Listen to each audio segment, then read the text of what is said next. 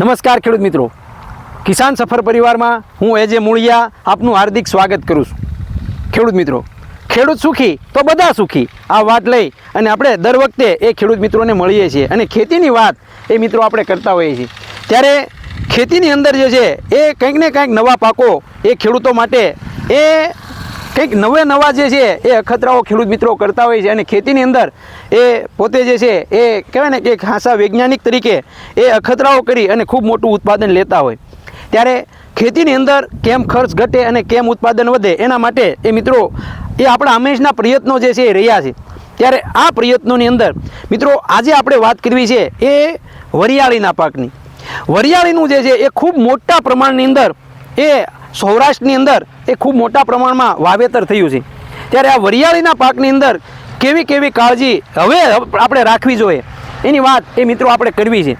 વરિયાળીના પાકની અંદર મિત્રો ખાસ કરીને જો આપણે વાત કરીએ તો કે જે છોડ જે છે એની અત્યારની અવસ્થા આપણે જોઈએ તો લગભગ જે છે એ એની ફૂટ અવસ્થા એ અત્યારની હાલી રહી છે। એટલે કે ટૂંકમાં છોડ જે છે એની ઉંમર જે છે આપણે ગણીએ તો કે 45 થી 55 દિવસથી 60 દિવસ જેવો સમયગાળો એ હાલ જે છે એ વરિયાળીનો થવા આવ્યો છે।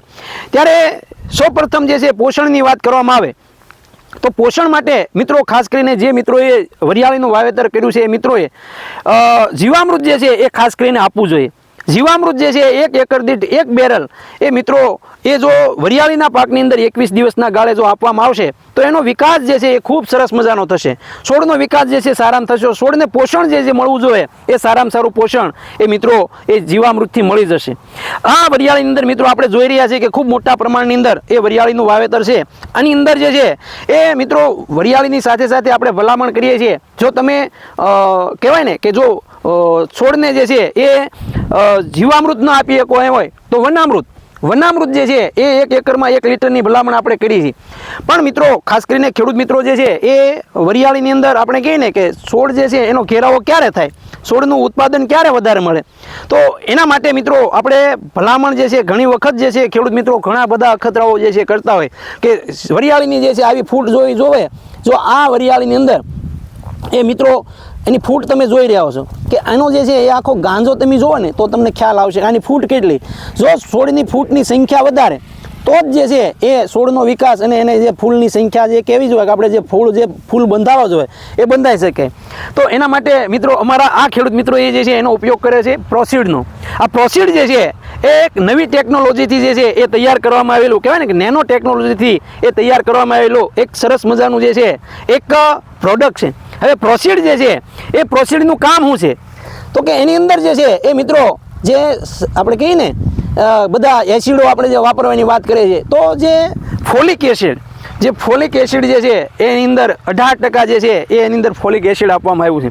હવે આનું કામ શું છે તો કે ફોલિક એસિડનું કામ જે છે એ છોડની અંદર જે છે એ આ ડાળી જે છે એ આ ડાળી ફોડવાનું કામ એ આ ફોલિક એસિડનું છે। હવે ફોલિક એસિડ જે છે એની અંદર જો ડાળીની સંખ્યા વધશે તો આની અંદર છોડની સંખ્યા વધશે।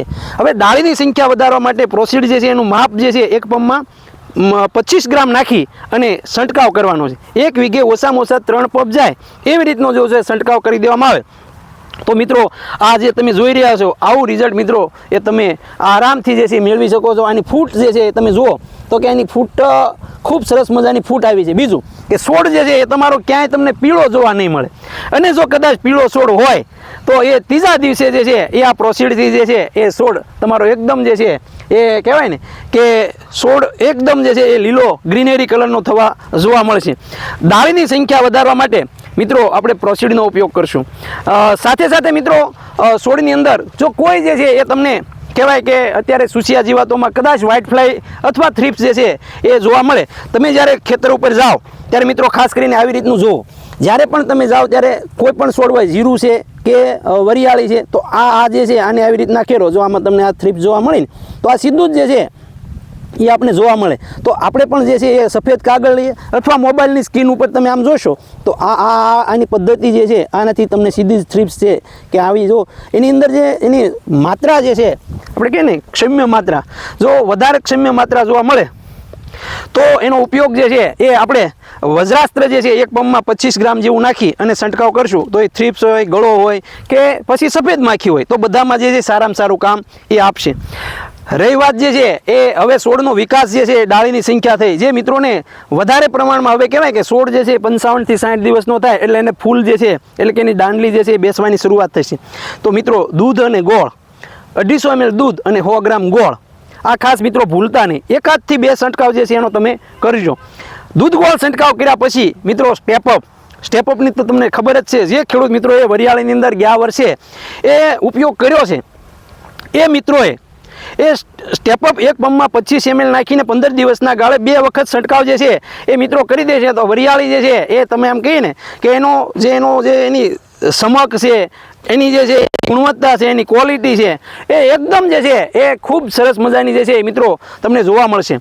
તો મિત્રો વરિયાળીના પાકની અંદર જે છે આ વખતે ખેડૂત મિત્રોએ ખૂબ મોટા પ્રમાણમાં વાવેતર કર્યું છે. ત્યારે ખેડૂત મિત્રો આપણે જે તમને અત્યારે ભલામણ કરવામાં આવી છે કે જેવી રીતે અમારા આ ખેડૂત મિત્રોએ આ જે પ્રોસીડનો ઉપયોગ કરી અને પોતાના ફાર્મની અંદર એની તમે અહીંથી જુઓ તો એની ડાળીની સંખ્યા આમ કહેવાય ને કે જોવું એવું ગમે આવું સરસ મજાનું જે છે એ પ્રોસીડથી એને ફાયદો થયો છે. તો મિત્રો તમે પણ 250 ગ્રામ 2.5 વીઘાની અંદર જે છે એનો ઉપયોગ જે છે તમે કરી શકશો. અને એની કિંમત જે છે એ 299 રૂપિયા એની કિંમત છે. 250 ગ્રામના 299 રૂપિયા કિંમત છે. એને 20 થી 25 ગ્રામ રૂપિયા આપણે નાખ્યું તો 25 થી 30 રૂપિયાનો પંપ એ મિત્રો આપણને થશે. અને સાથે સાથે મિત્રો વરિયાળીમાં જે છે એ તમે શેનો ઉપયોગ કરો છો, તમને એમાં જે છે એ શેનો પ્રશ્ન આવે છે ચોક્કસ જે છે મિત્રો અમને કમેન્ટ કરીને જણાવજો.